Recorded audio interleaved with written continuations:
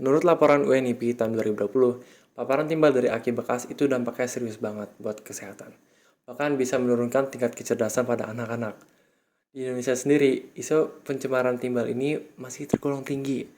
Di area sekitar daur ulang aki informal, paparannya bisa mencapai 2 hingga 5 kali lipat batas aman WHO. Ini jauh lebih tinggi kalau kita bandingkan dengan negara-negara yang limbahnya sudah terkontrol ketat. Lebih parah lagi, kita bersinggungan dengan aki hampir setiap hari. Maka ini penting, mulai dari motor, mobil, sampai sistem listrik cadangan di kantor atau di rumah.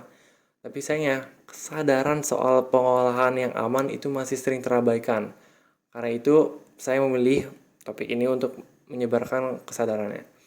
Halo semuanya, saya Ihsan Kamil dari Teknik Elektro Universitas Indonesia, dan di video kali ini saya membahas aki dari sudut pandang teknik dan toksikologi, mulai dari kandungan kimianya, potensi bahayanya, sampai cara penanganannya berdasarkan dokumen MSDS secara surface level. Jadi sebenarnya apa sih yang bikin aki ini berisiko? Aki atau lead acid battery adalah komponen penyimpanan energi yang paling umum kita temui, terutama di kendaraan atau sistem backup seperti UPS. Nah, secara teknis, ada 2 komponen utama, yaitu timbal atau lead. Yang kedua, asam sulfat atau sulfuric acid. Kalau kita bedah dokumen MSDS, asam sulfat itu sifatnya korosif, bisa bikin luka bakar di kulit, kerusakan permanen di mata, dan di sisi lain timbal itu bersifat toksik dan bahayanya bersifat kronis atau jangka panjang karena bisa menyerang sistem saraf pusat. Dalam prinsip toksikologi, kita mengenal istilah dengan istilah the dose makes the poisons. Jadi tingkat keparahan efeknya tergantung pada dosis terpaparnya. Dari sisi teknis, ada risiko yang sering dilupakan. Saat proses pengisian atau charging, aki itu menghasilkan gas hidrogen. Gas ini sangat mudah terbakar. Kalau kamu nggak tahu, bayangkan kalau gas ini terkumpul di ruangan tertutup yang ventilasinya buruk. Sedikit percikan aja bisa dari listrik, ataupun risiko bisa fatal karena ini memicu ledakan.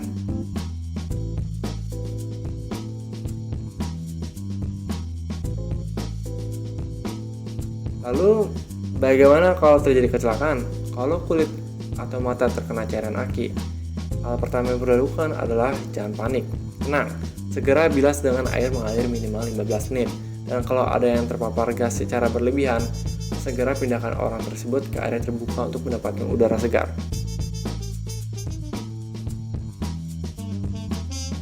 Untuk penyimpanan, pastikan aki diletakkan di tempat dengan sirkulasi udara yang baik.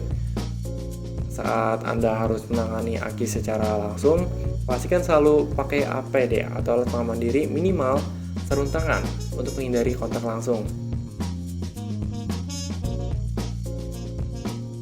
Nah, ini penting untuk orang yang sedang mengoperasikannya. Kalau ada tumpahan asam, jangan langsung disiram dengan air. Ini bisa membuat ada percikan dari reaksi dengan air. Jadi paling aman itu menggunakan natrium bikarbonat atau soda kue untuk menetralkan asamnya dulu, nanti baru bisa dibersihin.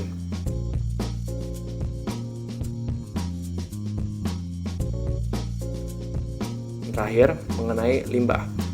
Aki bekas itu termasuk kategori limbah B3. Kita tidak boleh sembarangan karena timbal yang merembes ke tanah itu bersifat biokumulatif. Artinya, itu bisa menetap di lingkungan secara lama, mencemari air tanah, dan ujung-ujungnya masuk ke rantai makanan kita sendiri, dan itu bahaya. Jadi, meskipun aki terlihat seperti barang biasa di keseharian kita, ada resiko kimia serius di baliknya. Dan sebagai mahasiswa teknik, tanggung jawab kita bukan cuma paham cara kerja alatnya, tapi juga harus paham cara mengolah risikonya demi keselamatan diri dan lingkungannya. Saya Ihsan Kamil, terima kasih sudah menonton, semoga bermanfaat video ini. Wassalamualaikum warahmatullahi wabarakatuh.